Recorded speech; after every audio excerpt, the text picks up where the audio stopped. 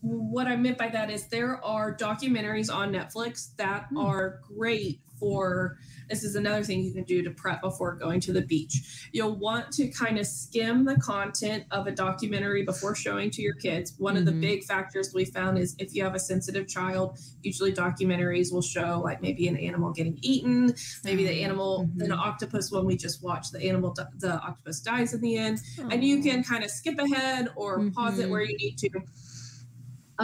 But Netflix is a great resource for ocean documentaries. There is so much stuff on there. And actually, we've integrated it into our homeschool routine.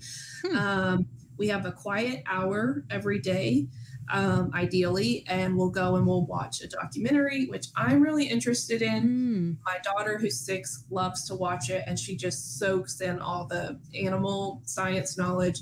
And then my son falls asleep. So it's perfect.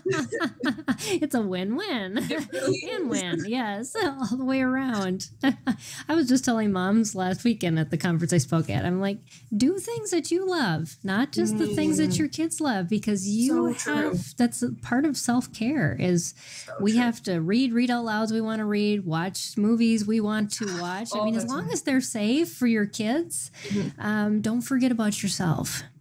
And I think at the beach, we're getting vitamin D, and even research has proven when you're actually doing something good for yourself, it's actually more effective.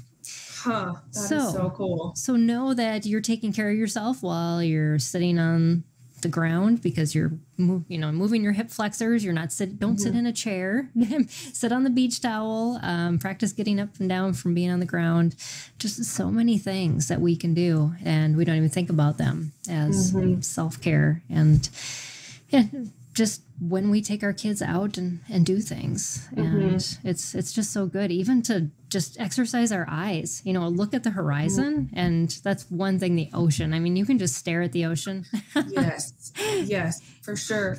And so if you're into meditating, it's a really great place. I know it could be hard to juggle when you have kids with you. But another thing is if you struggle maybe with sitting down, I know a lot of moms do, they're up and bouncing around. I'm actually pursuing an ADHD diagnosis for myself. And so I want to sit and enjoy the beach, and I struggle to do so. So instead I'll, play in the sand and relax, or maybe stack some rocks. And it kind of helps me center myself because my hands are doing something. Right. So it's really just a great experience for a lot of people and a lot of different learners. Oh yeah. Yeah, definitely. And just even like trying to breathe to the waves and that calms your entire nervous system down. Your breath does. And there's just so many benefits to getting near the beach. And if you haven't been there in a long while, I just know when we go, we always sleep better when we're at the beach. There's something about the ocean. I don't know what it is. I think it's just the lapping of the waves. You just kind of feel it in the ground. But yeah.